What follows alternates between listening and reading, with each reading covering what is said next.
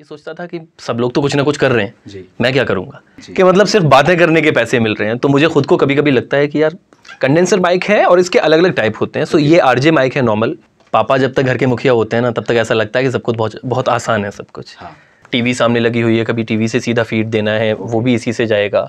Maximum radio stations, in fact सारे radio stations यही use करते हैं। अचानक था गुजारी है। अब इंस्टा पर भी काफी ट्रेंड रहा था। सिंगिंग एक ऐसी चीज है जिनमें मैं अंताक्षरी में भी चुप रहता हूँ।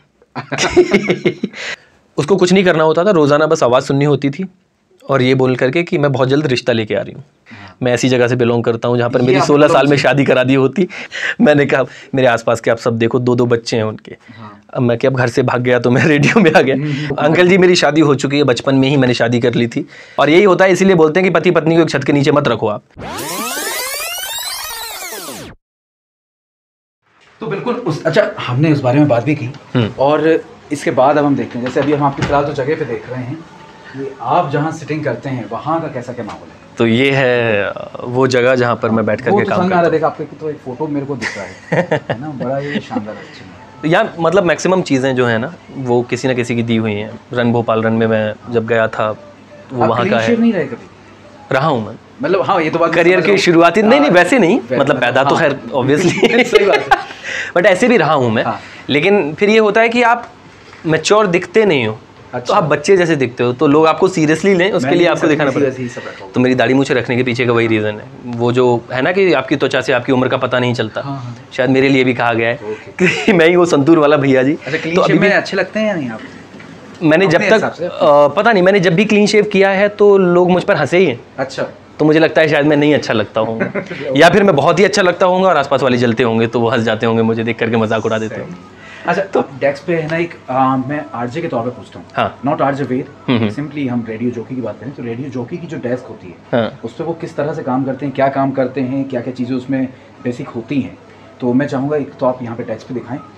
एक तो ये वो जगह है जहाँ पर मैं मुश्किल से पूरे दिन में मेरे 8 घंटे के वर्किंग आवर्स होते हैं, 1 घंटे भी लगातार नहीं बैठता हूँ। अच्छा। तो यहाँ सिर्फ ये है कि शो प्रेप करना है या कभी कुछ करना है, कोई रिसर्च करनी है तो उसके लिए सिस्टम है। बाकी ये सरकारी जगह है जहाँ पर पूरी टीम का कोई भी आके बैठता है, कर सकता है।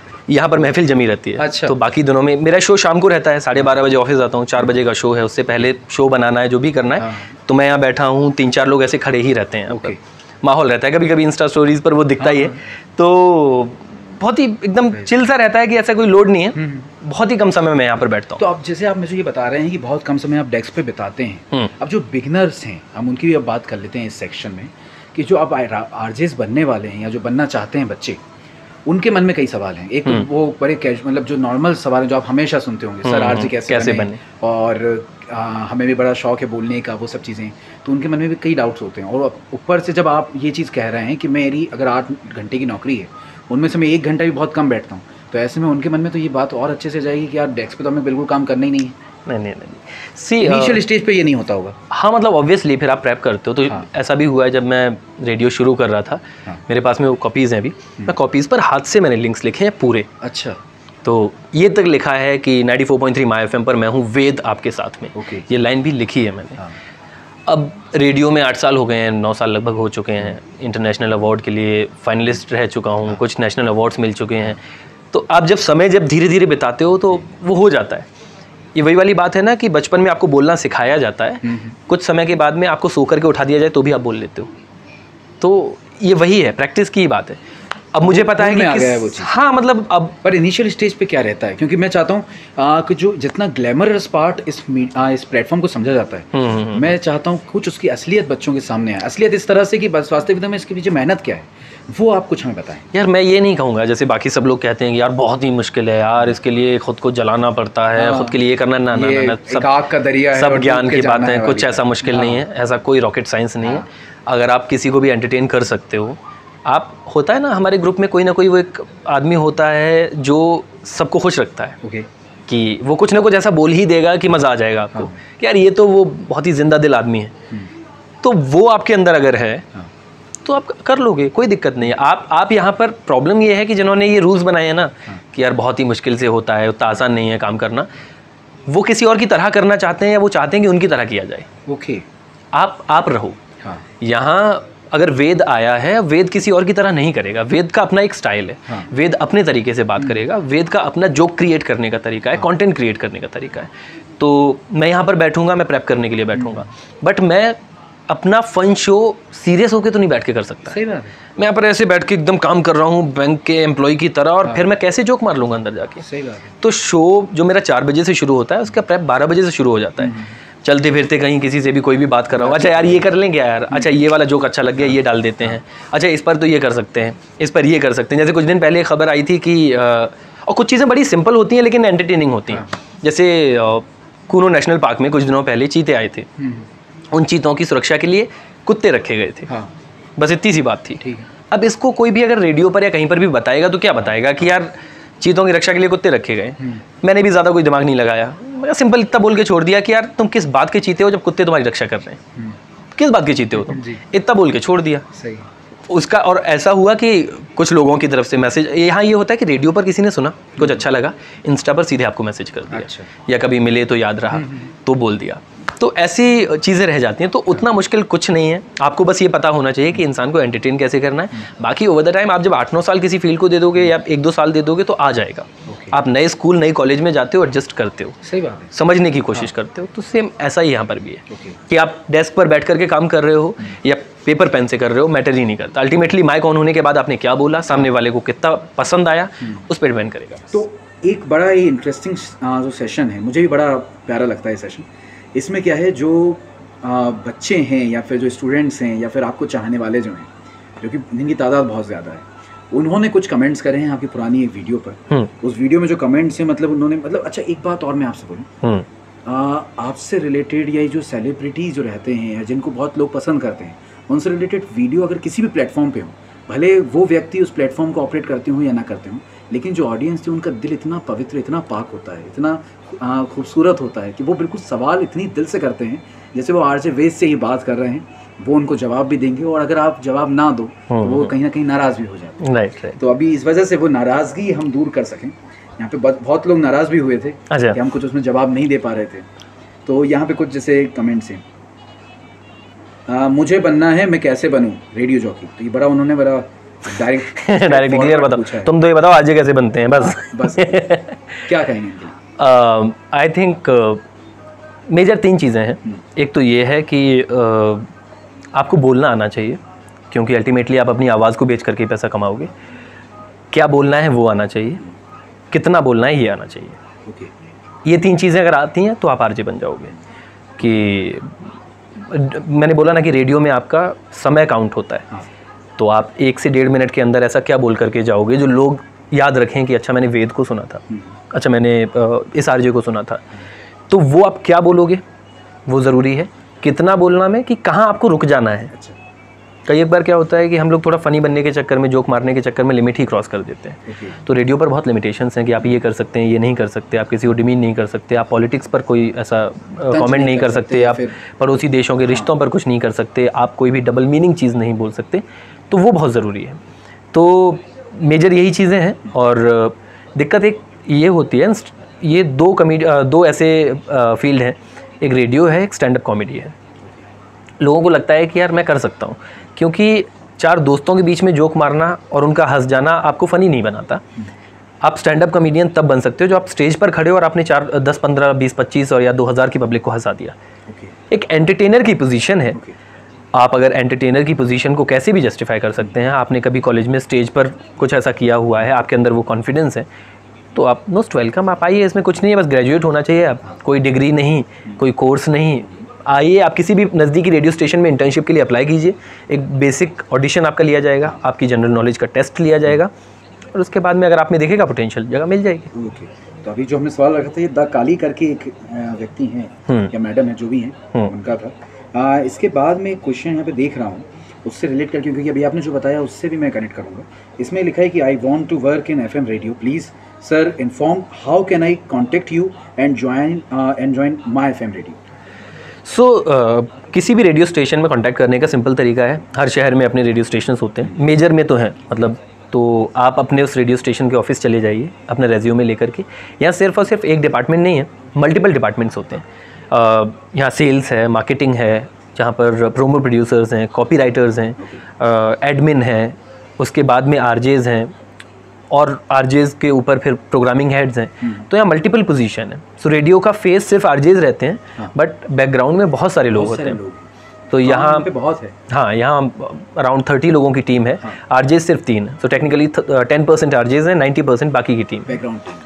सो बहुत सारे डिपार्टमेंट्स हैं, आपके अकॉर्डिंग जो भी है आपको लगता है कि आप जिसमें कर सकते हैं, आप ऑफिस चले जाइए अपने रिज्यूमे के साथ में। माई एफ में अगर आपको करना है तो माई एफ में आ जाइए, अगर कोई भी ओपनिंग होगी तो मोस्ट वेलकम। अभी आपने मतलब जिन डेजिग्नेशन का नाम लिया, हम चाहेंगे बस शॉर्ट में आप थोड़ा जो काम क्या होता है, स्टेशन का स्ट्रक्चर है वो कैसा है, कहाँ से शुरुआत होती है, इनिशियल स्टेज क्या है, और फिर किस तरह से फिर ऑन ईयर होता है कंटेंट, उसको लेकर हम बात करें तो हर व्यक्ति का उसमें आप रोल शामिल कर दें। जी, तो डिपार्टमेंट्स की बात कर लेते हैं। सबसे पहले जो सेल्स डिपार्टमेंट है वो बेचने का काम करते हैं। तो हमारे यहाँ सेकंड बिकते हैं कि इतने सेकंड का ऐड है। अच्छा। रेडियो में जो भी ऐड चलता है ड्यूरेशन के हिसाब से चलता है कि 10 सेकंड का है, 15 सेकंड का है, उस अकॉर्डिंग उसके चार्जेस होते हैं। तो जो सेल्स वाले लोग हैं वो क्लाइंट से डील करते हैं, प्रमोशन बेचते हैं उनको, तो वो क्लाइंट्स लेकर के आते हैं। मार्केटिंग जो है, मार्केटिंग डिपार्टमेंट का काम होता है कि आप कोई ना कोई एक्टिविटी ऑर्गेनाइज करवाते रहें, ब्रांड की मार्केटिंग के लिए बेसिकली काम करें आप। कुछ एक्टिविटी, जैसे कुछ दिन पहले हमने एक कैंपेन किया था, माई एफएम देखता है, बेसिकली था ये ट्रैफिक अवेयरनेस के लिए, जहाँ पर रोशनपुरा स्क्वायर से 1 हफ्ते के लिए लाइव थे हम लोग, स्टूडियो सेटअप वहीं पर किया था, सब वहीं से हुआ था। चर्चा तो पूरे भोपाल में थे, राइट। और मुझे लगता है कि ट्रैफिक सिग्नल पे रुकना लोग पसंद नहीं करते थे, जब ग्रीन सिग्नल हो जाता था तो तुरंत भागते थे, पर वो आपके इनिशिएटिव की वजह से वहाँ पर लोग चाहते थे कि रेड लाइट कभी हटे नहीं। कुछ ऐसी फन एक्टिविटीज़ भी की थी उसमें, ऐसे सुपर हीरोज़ के ज़रिए मैसेज दिलवाने की कोशिश की। एक रोड पर फैशन शो कराया था, जो बीच का ड्यूरेशन जितना भी होता था, तो मल्टीपल तरीके से एक थोड़ा एंटरटेनिंग वे में मैसेज देने की कोशिश की थी। तो वो मार्केटिंग का काम होता है। देन एडमिन, जो भी एडमिनिस्ट्रेशन का काम होता है, क्या कितना पैसा आ रहा है, कितना खर्चा हो रहा है, बाकी चीज़ें क्या हैं, वो सब मैनेज करना।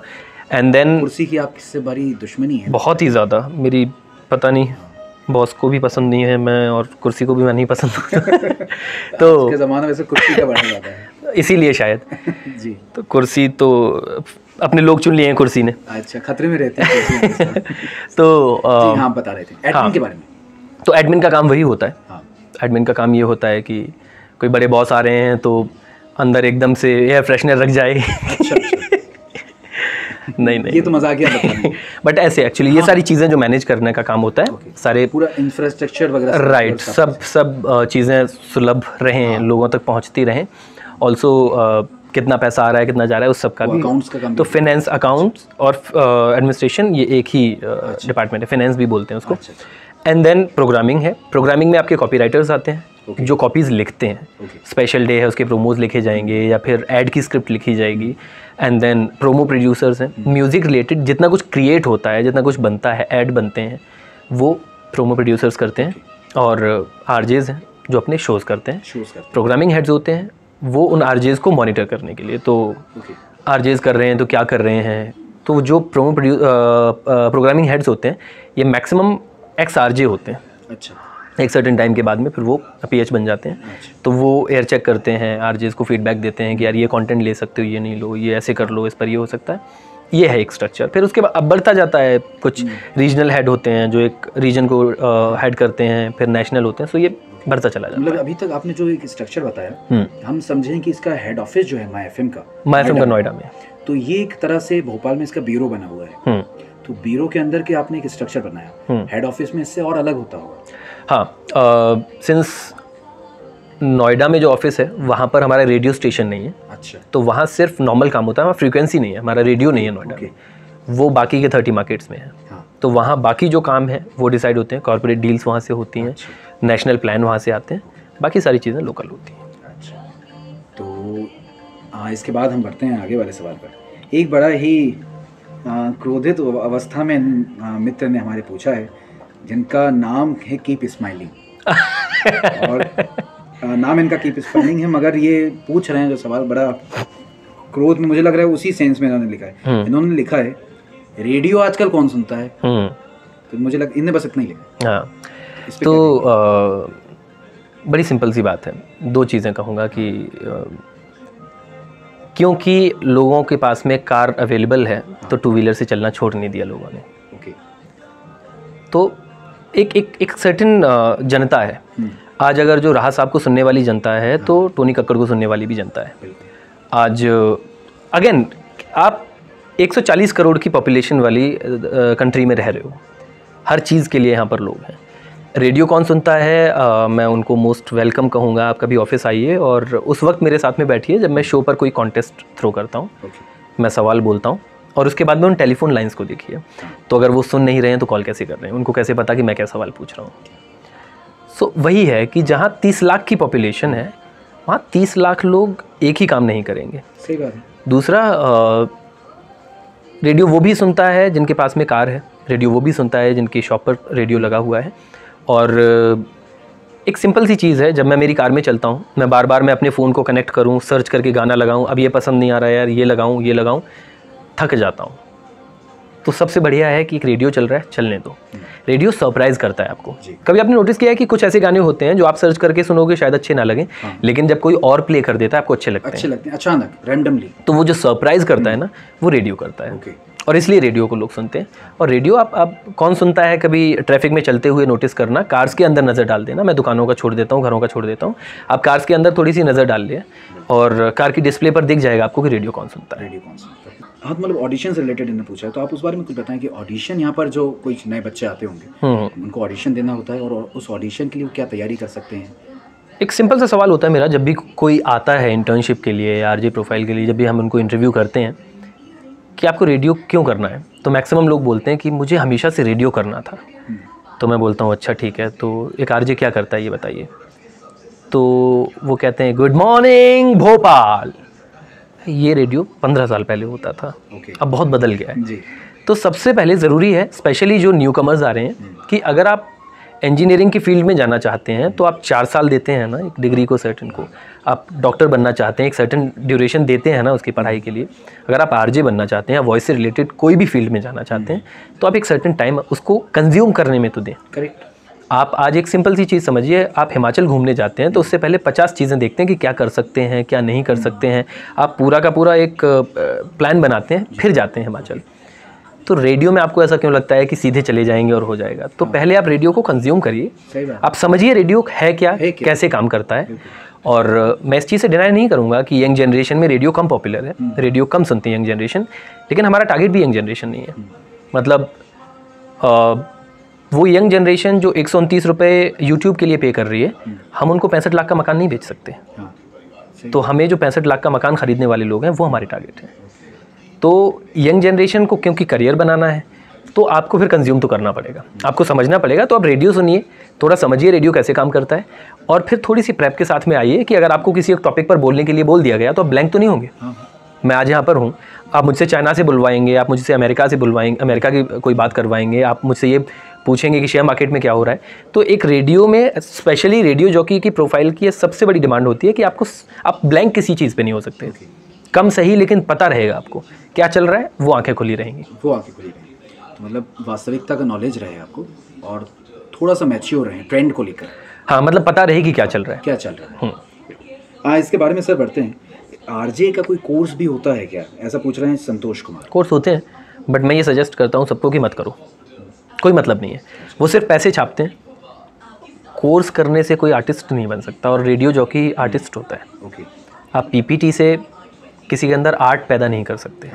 पीपीटी से सिर्फ और सिर्फ ऑफिस में काम कराए जा सकते हैं। तो कोर्स आपको कुछ नहीं बना पाएंगे, या तो वो आपके अंदर है या आप खुद चाहेंगे तो पैदा हो जाएगा।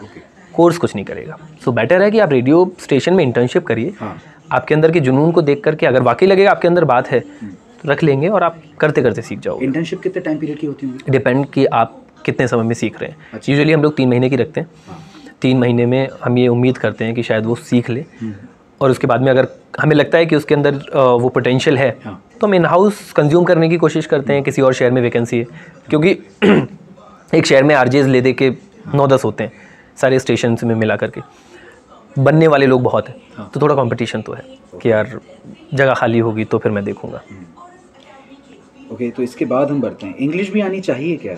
एंटरटेनमेंट, ये नाम है उनका यार। एंटरटेनमेंट नाम है। हाँ, मतलब बेसिक। सी, इंग्लिश आना नहीं आना एक कोई ये नहीं है, मैंडेट नहीं है। मैं यूपी से हूँ, मेरी भी इंग्लिश बहुत अच्छी नहीं है, बट ऐसा ना हो कि आप वेडनेसडे बोल रहे हो, गलत मत बोलो। हाँ। सही पता हो आपको। ऐसे नहीं चलेगा कि आप पेन को पैन बोल रहे हो। अच्छा, तो वो डिक्शन आपका ठीक हो, आप जितना भी बोलो कॉन्फिडेंस के साथ बोलो। आप शुद्ध हिंदी बोलोगे, आप शुद्ध हिंदी बोलिए, कॉन्फिडेंस के साथ बोलिए, सही बोलिए। आप गलत कुछ मत बोलो, सही बोल लो। नॉर्मल जो लैंग्वेज है इंग्लिश, उसका इस्तेमाल होता है। इंग्लिश रेडियो स्टेशन नहीं है तो टोटल इंग्लिश कोई बात नहीं करता। सो आप बेसिक नॉलेज आपको होनी चाहिए, डिक्शन आपका ठीक होना चाहिए बस। तो मतलब भाषा का इतना ज़्यादा इस तरह से नहीं, पर हाँ नॉलेज आपको होनी चाहिए, उच्चारण साफ होना चाहिए, वो बड़ा सही होना चाहिए, साफ होना चाहिए। यहाँ ये पूछ रहे हैं कि sir will you please tell me about the 2-year bond signed by RJ. तो क्या होता है कि कोई भी रेडियो स्टेशन का फेस आरजेज होते हैं। हाँ। अब क्या होता है कि आपने एक कंपनी ज्वाइन की, आपको एक सर्टन अमाउंट, आप जिस भी कंपनी में थे उससे बढ़ा करके इन्होंने ऑफ़र किया और आपने ले करके वो अमाउंट आप इसको ज्वाइन कर लिया। 2 महीने के बाद ही आपको किसी दूसरी कंपनी ने ज़्यादा अमाउंट ऑफ़र कर दिया, आप छोड़ के वहाँ चले जाओगे। हाँ। इनकी फिर से वही खाली हो गया इनकी पोजीशन। हाँ, पोजीशन। आरजेज़ को बहुत जल्दी अगर आरजेज़ बदलेंगे तो इनका ब्रांड का रिकॉल नहीं बन पाएगा, किसी भी कंपनी का शो का रिकॉल नहीं बन पाएगा। तो इस वजह से बॉन्ड साइन कराए जाते हैं कि अगर आप आ रहे हो तो 2 साल 3 साल का बॉन्ड आप साइन करोगे कि इतना समय आपको सर्व करना ही पड़ेगा, अदरवाइज़ आप पर एक सर्टेन अमाउंट है वो फाइन लगाया जाएगा। तो वो कंपनीज़ अपनी सिक्योरिटी के लिए लगाती हैं, क्योंकि आरजेज़ के पास ज़्यादा ऑफर्स आते हैं कि आज मैं अगर माय एफएम के साथ में काम कर रहा हूँ तो बाकी के स्टेशंस ऑलरेडी मुझे ऑफ़र दे रहे हैं कि आप आ जाओ। मैं अगर जाऊँगा तो कुछ मेरे लिसनर्स या मेरा जो एक मार्केट है वो शिफ्ट होगा रेडियो स्टेशन में, तो वो एक तरीका होता है। तो उससे बचने के लिए ये बॉन्ड साइन कराया जाता है। मुझे नहीं लगता इसमें कुछ गलत है। अल्टीमेटली हर कंपनी बिजनेस करने के लिए बैठी हुई है, सही बात है, तो उनका भी बनता है। बिल्कुल उस चीज़ को चाहेंगे कि सामने वाला व्यक्ति हमारे साथ उस समय रहे। राइट। और जब एक व्यक्ति किसी संस्था के साथ लंबे समय तक रहता है, जैसे भी आप भी माय एफएम में, तो माय एफएम भी अपनी तरफ से बहुत कोशिशें करता होगा कि आपको खुश रखने की या आपकी पूरी नीड्स को फुलफिल करने की या आपके लिए वो एक हैपनिंग माहौल बनाने की। राइट। माय एफएम ने बहुत कुछ किया होगा। क्या याद इससे रिलेटेड कुछ आप कहना चाहिए? मल्टीपल चीज़ें होती हैं, अगेन वही कि आरजेज फेस होते हैं तो वो आपको फेस ही रखते हैं। बहुत सारे कैंपेन आपके लिए डिज़ाइन किए जाते हैं, बहुत सारे अल्टीमेटली आपकी मार्केटिंग के लिए पूरी कंपनी काम करती है। माय एफएम की सबसे अच्छी बात क्या लगती है? आई थिंक ग्राउंड कनेक्ट, कि बाकी किसी रेडियो स्टेशन का नहीं है। जितने पब्लिक इवेंट्स, जितना ग्राउंड से कनेक्टिविटी, जितना ज़्यादा लोगों में इन्वॉल्वमेंट माय एफएम के आरजेज का होता है उतना किसी का नहीं होता। वो तो मुझे दिख रहा है, ग्राउंड कनेक्ट तो बहुत। ट्रैक्टर से बेहतर और एग्जांपल क्या हो सकता है कि हमने खेत भी नहीं छोड़े बाकी लोग कारों तक हैं। जी, तो बिल्कुल इस सेशन को हम यहाँ ख़त्म करते हैं। यहाँ पे प्रज्ञा गुप्ता जी का एक कमेंट इसमें लिखा हुआ है, उस कमेंट को पढ़ के ख़त्म करते हैं। ये मुझे लग रहा है कि आपके लिए है कि thank you Ved sir, such a given a wonderful knowledge. तो वो आपका शुक्रिया अदा कर रही हैं। और भी लोग हैं, आलिया रज़ा हैं, वो आपको थैंक यू कह रही हैं।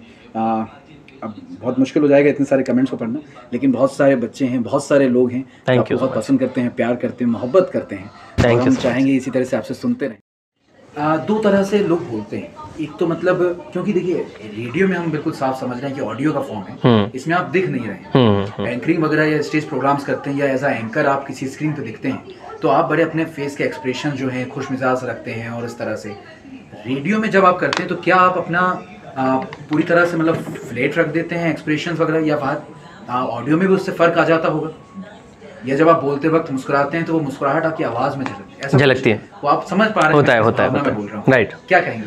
होता है, एक्सप्रेशंस का क्या रोल है? बहुत रोल होता है। मतलब जब एक आरजे बोल रहा होता है, अगर आप कभी उसको देखेंगे बाहर से खड़े होकर, आपको लगेगा कि पागल आदमी है, अकेले में हंस रहा है, अकेले में मुंह सड़ा रहा है, अकेले में कुछ भी कर रहा है।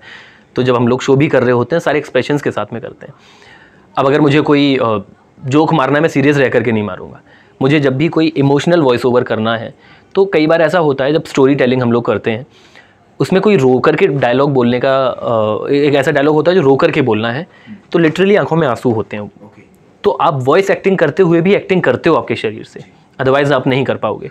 आप भागने की एक्टिंग कर रहे हो तो आप थोड़ा सा मूव करोगे ताकि आपकी बॉडी को वो निकले कि आप भाग रहे हो। आप खड़े होकर के, हाँ, तो वो आप एक्टिंग तो आपको करनी पड़ती है, एक्टिंग के बिना आप नहीं कर सकते। एक्सप्रेशंस वैसे रहते हैं कि आप स्माइल करके बोल रहे हो, आप गुस्से में बोल रहे हो तो गुस्सा एकदम आपके फेस पर दिखेगा। वो ज़रूरी है कि आज मैं अगर ऐसे खड़े होकर के बोलूँगा अबे पागल है क्या कर रहा है यार, नहीं आएगा। लेकिन अगर मुझे गुस्से में और चिल्ला करके बोलूँगा अबे पागल है क्या यार तू, तो वो मुझे मेरे फेस पर लाना पड़ेगा।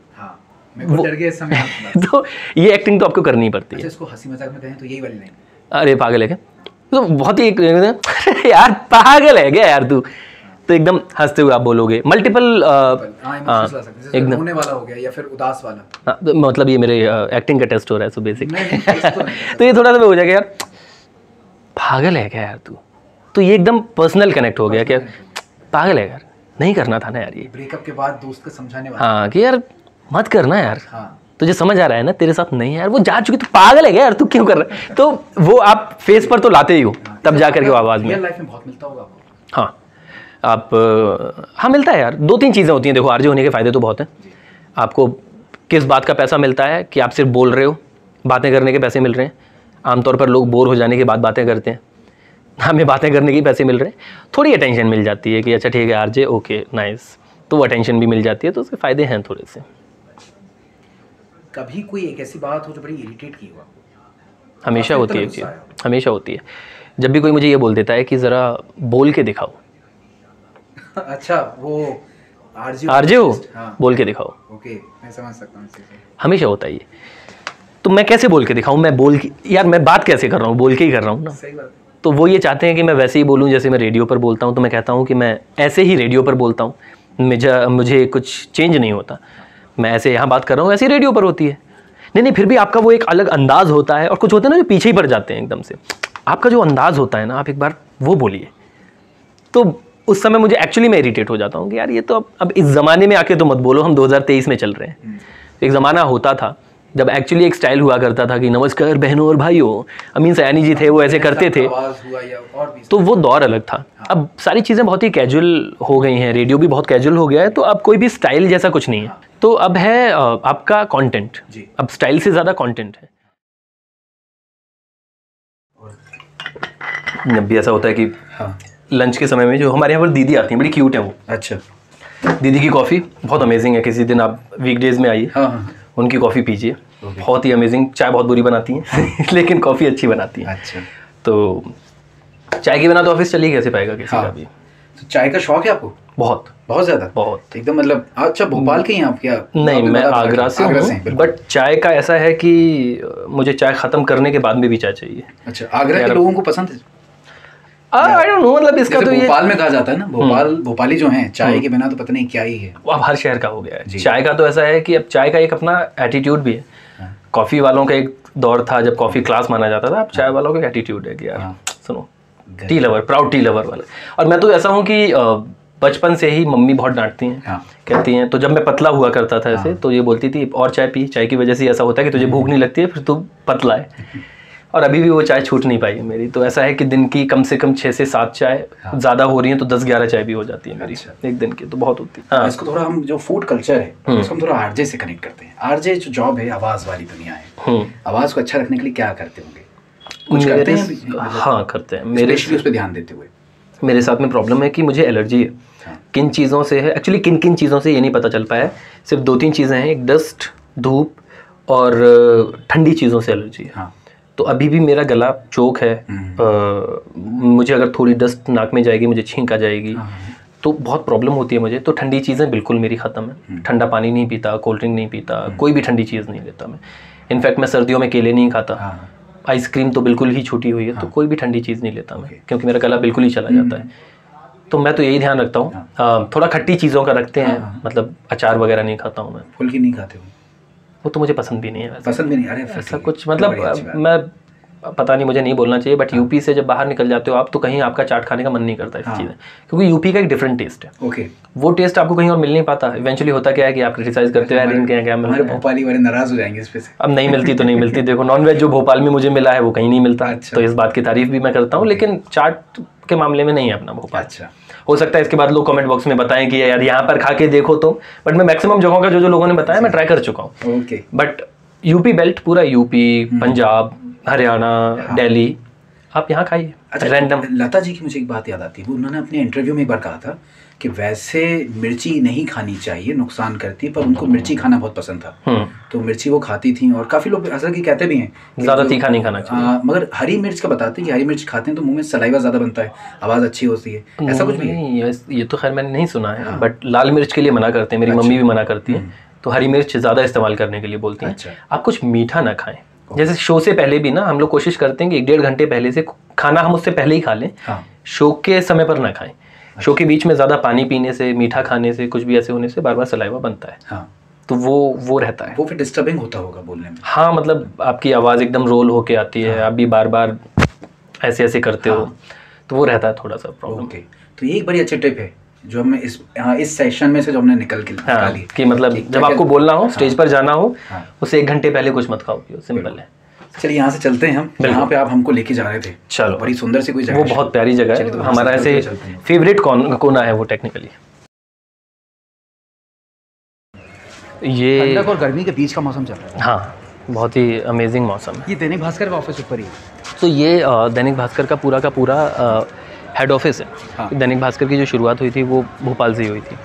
तो ये यहाँ पर हमारा कॉर्पोरेट ऑफिस है। तो दैनिक भास्कर का ही FM चैनल है, माई FM, एक FM यूनिट है। तो पूरा एक ऑफिस है यहाँ पर, ऊपर भास्कर का डिजिटल का एक ऑफिस है। अच्छे खासा बहुत सारे लोग, बहुत सारे एम्प्लॉयज़ हैं जो यहाँ पर काम करते हैं। MP नगर में ऑफिस है। MP नगर कैसा लगता है, क्या सबसे अच्छी बात लगती है MP नगर की? यार मुझे MP नगर की कुछ ऐसे अच्छी बात नहीं लगती मुझे प्रॉब्लम होती है क्योंकि यहाँ पार्किंग नहीं मिलती यार इजीली।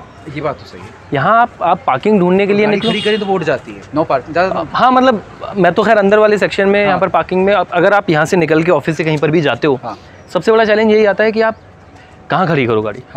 अगर कहीं पर भी खड़ी करके आप सही बोल रहे हो तो उठ के टो करके ले जाते हैं। सही बात है। तो वो एक चैलेंज MP नगर में, स्पेशली जोन 2 में ज़्यादा आता है। जोन 2 में आपको नॉर्मल चाय पीने के लिए भी अगर जाना है तो खड़ी कर दो गाड़ी, कभी कोई स्क्रैच मार के निकल जाता है। मेरा एक बार ऐसा हो गया है कि मैंने गाड़ी खड़ी की और खड़ी करते मैं उतर नहीं पाया, उससे पहले कोई रगड़ के चला गया आंखों के सामने। और बड़ी फिर ये वाली चीज़ हो जाती है ना कि जैसे ही उसने रगड़ी, मैं एकदम गुस्से में उतरा, उसने मुझे सॉरी बोल दिया।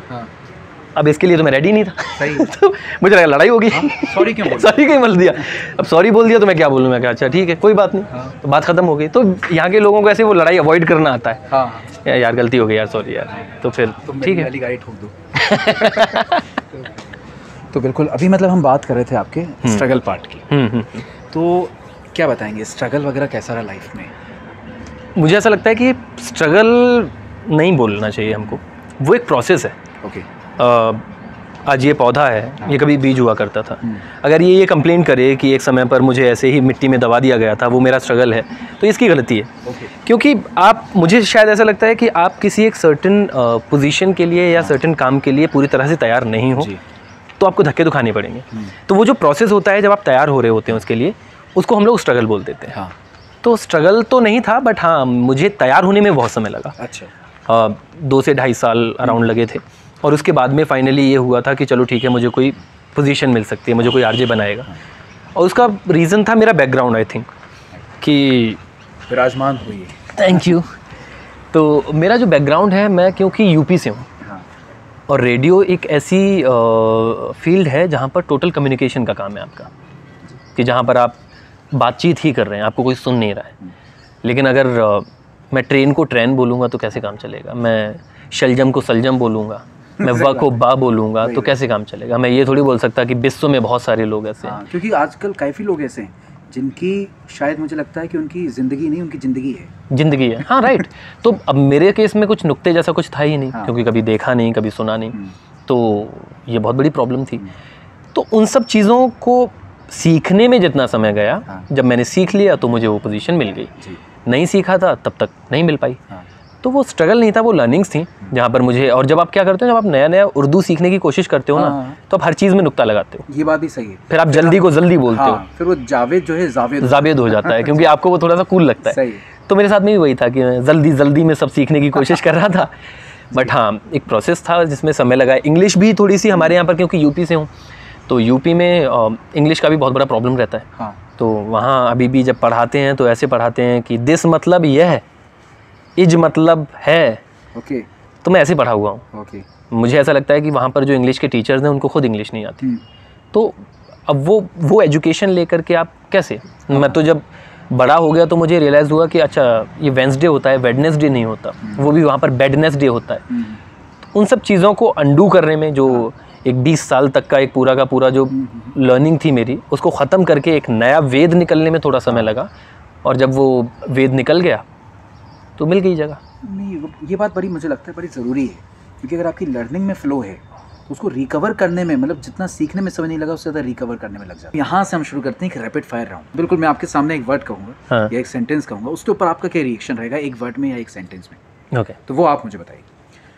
अभी तक का जितना भी मैंने आपका इंटरव्यू किया है उसी से ऑब्जर्व करके पूछता हूँ। सबसे पहले तो इसी को लेते हैं, रेडियो। जिंदगी।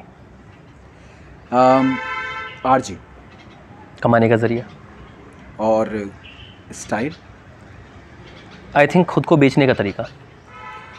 ट्रेडिशन। लगाव। और ट्रेंडिंग। ज़रूरत। आपके इंटरव्यू में एक चीज़ नोटिस करी, उससे एक शब्द लेते हैं, दुबलापन। मजबूरी। कुछ लोगों की मजबूरी तो कुछ लोगों की चाहत। अच्छा। दर्द। आई थिंक जीने का सलीका सिखाने वाली चीज़। और पोइट्री शौक कहूँगा मैं, कि एक वो चीज़ है जब आप पोइट्री करने लगते हैं फिर आपको ज़रूरत नहीं है कि आपके अंदर क्या चल रहा है वो किसी और को बताएं। जब आप लिखने लगते हैं फिर आपको किसी कंधे की ज़रूरत नहीं होती, फिर जो आप फील कर रहे हैं वो आपने लिख करके कागज़ पर उकेर दिया, अब वो आपकी कहानी बहुतों की कहानी है। Reality of radio jockey. दो फेस होना, दो चेहरे होना, कि इंसान है, पर्सनल ज़िंदगी में प्रॉब्लम सबके आती हैं, ब्रेकअप भी सबके होते हैं, तबीयत ख़राब सबकी होती है, घर पर प्रॉब्लम सबकी होती हैं। उसके बाद में भी अगर माइक ऑन है तो आपको दूसरों को हंसाना, एंटरटेन करना ही है। आप ये नहीं कह सकते कि यार आज मैं स्टेज पर जा कर के, आज मैं माइक ऑन करके मैं सिर्फ अपनी ब्रेकअप स्टोरी सुनाऊंगा। वो जो दोहरा चेहरा रखना पड़ता है, वो दो लाइफ जो जीना पड़ता है, कि जब आप किसी से मिल रहे हो तो मुस्कुरा के ही मिलोगे, भले ही आपके दिमाग में कुछ भी चल रहा है, वो एक चीज़ है। अच्छा, माहौल को देखते हुए एक शब्द आपके सामने कहूँ, क्योंकि एक बड़ी सुंदर सी आवाज़ हमारे बैकग्राउंड में गूंज रही है। उनका अलग एक इंटरव्यू चल रहा है। हाँ, उनका एक अलग इंटरव्यू चल रहा है पक्षियों का, तो इससे एक शब्द लेते हैं, नॉइज़। हालांकि ये नॉइज़ नहीं है, आप लोग बुरा मत मानिए। हाँ, तो शोर और संगीत में फ़र्क होता है, ये संगीत के करीब चीज़ है, और ये आजकल बहुत ही ज़्यादा कम मिलती है इस तरह की चीज़, तो ये बहुत ही सुकून में शामिल हो गई है। तो माय एफएम की ये वाली बात बड़ी अच्छी लगी, बड़ा प्लीजेंट माहौल दे रहे हैं। तो इससे जो शब्द हम ले रहे हैं, नॉइज़, एक आरजे की लाइफ में बड़ी दिक्कत वाली चीज़ है। क्या कहेंगे इस पर, एक शब्द या एक सेंटेंस? हाँ, मतलब शोर तो कोई भी हो अच्छा नहीं होता, अब वो चाहे बाहर का शोर हो या अंदर का शोर हो, और वो आरजे ही नहीं, एज अ पर्सन किसी के साथ में भी हो, लेकिन बाहर के शोर से आप डील कर लोगे, अंदर के शोर आपको डील नहीं करने देगा किसी चीज़ से। ओके। अब तक की जो पूरी लाइफ रही उसको एक वर्ड में क्या कहेंगे, सोच लीजिए आप। आई थिंक मेरे लिए रेडी है। मैं जब भी मुझसे कोई कहता है कि अपने आप को डिफ़ाइन करो, तो मैं कहता हूँ अ गुड लर्नर। मैं सीखता बहुत अच्छे से हूँ। मैं सारी चीज़ें सीखी हैं। मैंने कभी रेडियो नहीं सुना था, मैंने रेडियो जॉकीज़ को नहीं सुना था, मैंने कभी किसी स्टेज पर जाने से पहले किसी एंकर को एंकरिंग करते हुए नहीं देखा था, मैंने वॉइस ओवर करते हुए किसी को सुना नहीं था, मैंने लिखते हुए किसी को पढ़ा नहीं था, बट मैं सीख लिया, मैंने सब सीख लिया। मैं ऐसा नहीं था मैं कॉलेज टाइम से पोइट्री करता हूँ, नहीं, मैंने बहुत बाद में आके शुरू की। तो मैं एक अच्छा लर्नर हूँ, और वो काफ़ी है। शायद मुझे ऐसा लगता है कि मैं आने वाले समय में भी जब जिस चीज़ की ज़रूरत होगी मैं सीख लूँगा। तो good learner, that's it. Politics हर संस्था में होती है, हाँ, और देश में तो चली रही। पॉलिटिक्स ज़रूरी भी है, आई बिलीव। मतलब हर कोने में अगर आपको सुकून मिलने लगेगा तो घर क्यों जाओगे? लग रहा है कि आपसे बात करना ऐसी बातें सुन रहा हूँ। नहीं, सिंपल सी बात है। आपको ऑफिस में जब तक बुरे लोग नहीं मिलेंगे तो घर और ऑफिस में फ़र्क क्या रहेगा? फिर आप क्यों घर जाओगे? फिर आप क्यों अपनों को वक्त दोगे? और क्यों आपको पता चलेगा कि दोस्त क्या होते हैं और कलीग क्या होते हैं? सारा ज़माना आपका दोस्त बन जाएगा तो फिर वो बेस्ट फ्रेंड वाली फीलिंग कहाँ से लाओगे? तो पॉलिटिक्स ज़रूरी है, वो असली चेहरे दिखते हैं लोगों के। कनेक्शन और रिलेशन में जो फ़र्क है, ट्रू। हाथ तो किसी से भी मिला लोगे, गले बहुत लिमिटेड लोगों से मिलते हो आप। सही बात है। तो वो ज़रूरी है, वो ये चीज़ें पर्दाफाश करती हैं, वो ये बताती हैं कि कौन आपका है, कौन आपका नहीं है। बस। इसके आगे बढ़ते हैं। एक बड़ा मेरा फेवरेट इस सेशन में शब्द रहता है, वो शब्द है आरजे वेद। मैं पता नहीं, एक पर्सन है इम्तियाज़ अली, उनके एक इंटरव्यू से बहुत इंस्पायर्ड हूँ मैं। अच्छा। उनसे जब पूछा गया कि आप कौन हो, तो कह रहे हैं कि मैं एक भटकती हुई आत्मा हूँ। मुझे पता नहीं मुझे क्या चाहिए, कुछ ढूंढ रहा हूँ शायद, कुछ मांग रहा हूँ शायद, तो ऐसा कुछ है। तो मुझे ये नहीं पता कि मैं कौन हूँ, मैं क्या कर रहा हूँ। बस इतना पता है कि कुछ तो कर रहा हूँ। हाँ, मुझे ये नहीं पता, मेरे पास आने वाले कल की कोई प्लानिंग नहीं है, बट कुछ तो कर लेंगे। क्या बात है। मैं चाहूँगा इंटरव्यू के आखिरी में आपकी तरफ से कोई एक मैसेज हो बिगनर्स के लिए, वो मैसेज आप दें। और मैसेज के साथ, क्योंकि ये बात सबसे तो मैं नहीं कह सकता, लेकिन आपसे कह सकता हूँ बिकॉज आप एक बड़े शानदार और बहुत खूबसूरत राइटर हैं, कुछ एक अपनी नज़्म कविता कुछ सुनाते हुए इस इंटरव्यू को समाप्ति पे लेके जाएं। फिर से मुझे मेरा फ़ोन याद करना पड़ेगा। बिल्कुल। तो ऐसे में कई एक बार लोगों को ऐसे डाउट हो जाता है कि मैं शायद किसी का पढ़ के बोलता हूँ, बट ऐसा नहीं है, मुझे एक्चुअली याद नहीं रहता है। हाँ। सो बस मैसेज सिर्फ इतना सा है कि यार देखो, इंतज़ार बहुत ज़रूरी है, तो अपनी ज़िंदगी में अच्छे वक्त का भी इंतज़ार कर लो। अगर आपकी मेहनत सच्ची है तो एक ना एक दिन आपने जो सोचा है वो होगा। समय लगेगा, मेहनत कितनी करनी है आप डिसाइड कर लो, और उसके बाद वो मिलेगा कब ये ऊपर वाले को डिसाइड करने दो। मैं डेस्टिनी पर बहुत ज़्यादा बिलीव करता हूँ। मुझे ऐसा लगता है कि मैंने जो छोटा बड़ा ख्वाब देखा था मैक्सिमम पूरे हो चुके हैं, कुछ बच्चे हैं वो भी हो ही जाएंगे। तो बस इतना सा है, और उसी को लेकर के मैंने अभी एक्चुअली कल ही, मैं मैक्सिमम टाइम तब लिखता हूँ जब मुझे कोई फ़ोटो पोस्ट करनी होती है। ओके। तो मेरे फ़ोटो कैप्शंस ऐसे ही होते हैं। अच्छा। तो उन्हीं 2 लाइन्स, सिर्फ 2 लाइन्स हैं। 2 लाइन्स।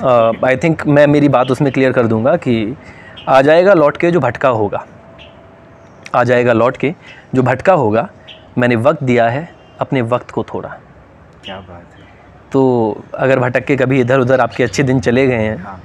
तो कुछ समय के बाद आ जाएंगे, दिन अच्छे होंगे, मंजिल आपको मिलेगी। बहुत ही सुंदर बात आपने और हकीकत से हमें रूबरू कराया। इस बात के लिए मैं शुक्रिया अदा करता हूँ आपका, और बहुत अच्छा लगा आज आपसे बात करते हैं। सेम यार, थैंक यू सो मच करो भाई, thank you very much, thank you. तो इसी तरह से देखते रहिए जेएमसी स्टडी हब।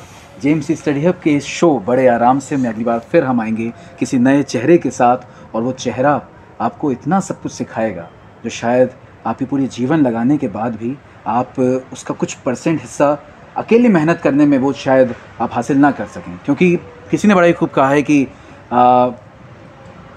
दूसरे की ठोकर से अगर आप सीख रहे हैं तो बहुत अच्छी बात है, क्योंकि खुद ठोकर खा के सीखेंगे तो ज़माना निकल जाएगा। क्या बात है। इसी के साथ आपसे इजाज़त देता हूँ। खुश रहिए, स्वस्थ रहिए, अपना ध्यान रखिए और देखते रहिए जेएमसी स्टडी हब। लक्ष्य आपका, साथ हमारा। 94.3 माय एफएम, जियो दिल से, एंड जेएमसी स्टडी हब, लक्ष्य आपका, साथ हमारा। अच्छी नहीं थी लाइट। बनाया था ना, वैसा था कि सबसे बड़ी दिक्कत यही होती है जब आप पतले होते हो तो कोई भी आकर के बोलता है केले और दूध, या आप एक बार ट्राई करो। मेरे मम्मी पापा को भी यही मिलता है कि इसे ये खिलाओ, इसे वो खिलाओ। तो मेरे मम्मी पापा का आधा दिमाग इस वजह से खराब रहता था कि यार क्या खिलाना है इतने पतले, जबकि मेरे घर में ऐसा कोई नहीं है कि कोई पतला हो। अच्छा। तो उस समय ताकि मैं थोड़ा सा हेल्दी दिख सकूं, लेयर करना मैंने शुरू किया था। अब ऐसा है कि ठीक है, वो सेक्शन है, मतलब सब जगहों से होकर के अलग जाकर के किसी को है मेरे पास ही बैठा। आइएगा, आ जाओ बच्चों। सर आपको बेटा नहीं बोला मैंने। मुझे लगता है आपको इधर पे आना चाहिए। मेरा जो है मैं बड़ा वो लैंप लाइट में आ रहा हूँ, इधर बैठा हूँ। नहीं कोई नहीं। ठीक है। हाँ इस तरफ कैसे कर लेंगे? हाँ ठीक है, सब लोग दोनों के साथ कर लेते हैं। ठीक है ठीक है। मैं नहीं तो आप ही स्टार्ट करो दोनों चीजें, एंड हम लोग आप माइक का बोल दीजिए। ठीक है, ओके स्टार्ट है।